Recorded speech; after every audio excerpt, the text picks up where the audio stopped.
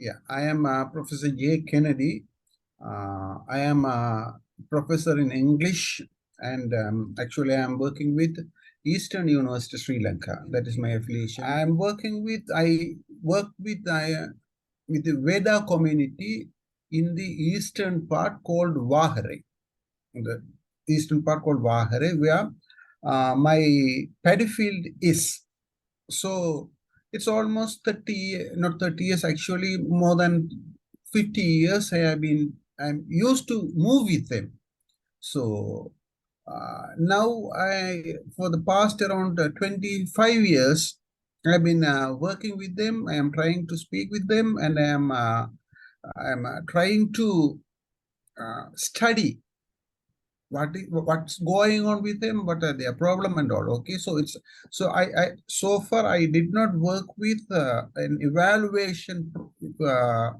evaluation kind of job, but at the same time my university people, students and staff who are working with this Vedda community in the east, especially in my part, in the part where I am working with, I used to help them. Yeah, this Veda community, they are in the Sri Lankan history, they are the people who were here right from the inception of the country. So I mean, their history may go up to 3,000 years back. When even India and Sri Lanka were connected, they were here. That's what the historians say. At the same time, these people are a little bit different from, they have spread, in Sri Lanka, they have spread in 2, 3 places. And this set of people settled in the eastern part, which were a little bit easier for them when they had a lot of jungles. Okay. So these people speak basically their own language. It's not now actually. They spoke their own language, which is little bit different from the Mahiyangana and the other parts of the country, the Vedas. Okay. So they have their own language, and they have their own worshipping system. Little bit different, not little bit, totally different from the Mahiyangana Vedas and Vedas from this other part of the countries maybe. And their language is something or something closer to the earlier Tamil version. Not the modern Tamil version. The earlier Tamil version can be accommodated to their language, but still it is a different, and it is a distinct language from other languages that they use or that people use now. But these people have some Kandan or something like that, some kind of name that they use for their worship, where they don't have any idol, they don't have any statue. They pray. They celebrate. Once in a year they celebrate their feast.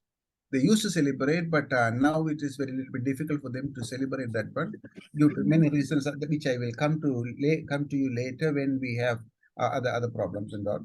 So even the worshipping system, which supposed to be the background of their culture, background of their geography, is entirely different from the other Vedas of this country.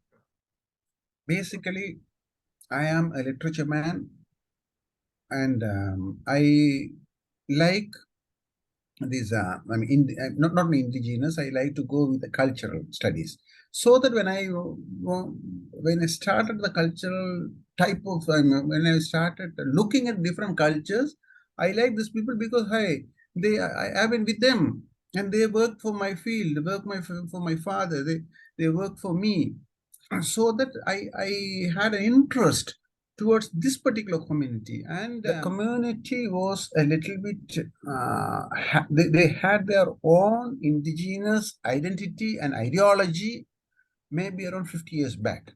But when later part, and when the so-called the globalization and urbanization come to existence, they are now trying to lose their actual identity, including their color. Because, the other people come and they have to deal with them, and now they feel a kind of shyness.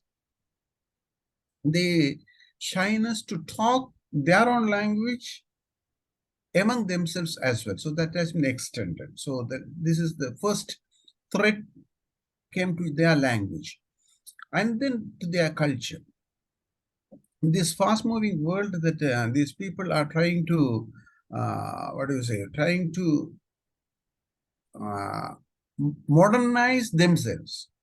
Okay, for that one they lose their culture. Explain. For there is a very small number of people who are now studying. Maybe they go up to A level, so they understand what is research, but still they don't know what is research. But very few of them are, maybe two among 500 people of around 500 people of that community where I have been working with, only two became graduates, and others are not. So they don't know actually what evaluation or what research is.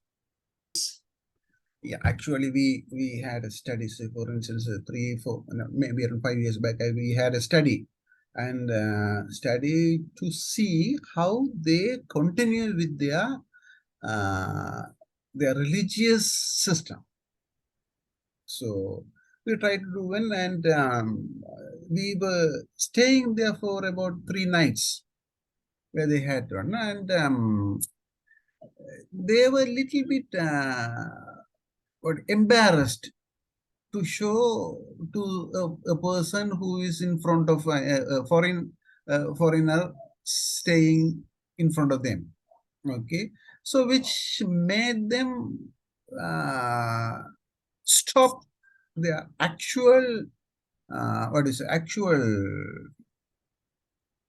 their ceremony. Okay, so that I have to make them, or we had to make them feel uh, home, or our presence a home, something like that. Okay, so after completing all those study and all, and 3 years later, I went to see that one, and they a little bit improved, not on culturally, the so-called improvement, the urbanization or globalization improvement only they say. Okay, and that time less number of people participated and said, okay, no, this is going to be a waste one, and though when all some of the old people still want to continue this culture, which we don't want. If we want to survive, which will not happen. Okay, this is the change that they had. Not may be positive for them, but they are losing their identity. That is what I found out. Say they need some more time to get used to us first. So overnight to just go getting around in a vehicle and something like that, going for an interview, they will never talk to you. They will never give you anything. Okay, they will sometimes they will run out, and they will run out from the spot itself. Put it on now. But moving on to the final question. So as you know, we are trying to build this toolkit, taking into considerations the cultural responsiveness and awareness and cultural practices, and how a researcher or evaluator when going there should consider, plus the ethics. So, you know, in evaluation, we have certain ethics, even for research.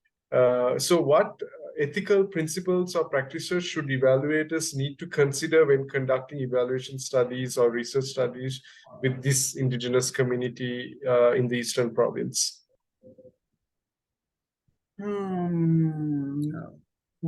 I mean, I think I have understood your question correctly. Yeah. That thing I am answering you, because these are the people who are in Sri Lanka for more than 3,000 years. When we go back to the thing that they call the Iyaka Nagas and all. Okay, Nagas are this kind of people. Okay, and without disturbing their day-to-day income. That is the ethical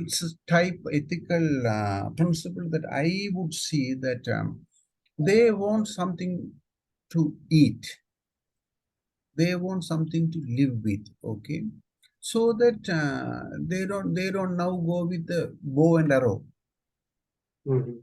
Okay, and they even don't want to go for the hunting.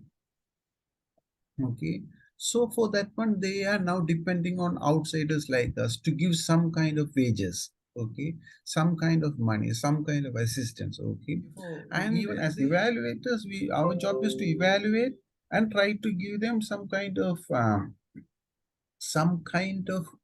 uh, life which should not disturb their culture, their language, their identity, and all. So that's what I want to say about that, Radhika. Okay, and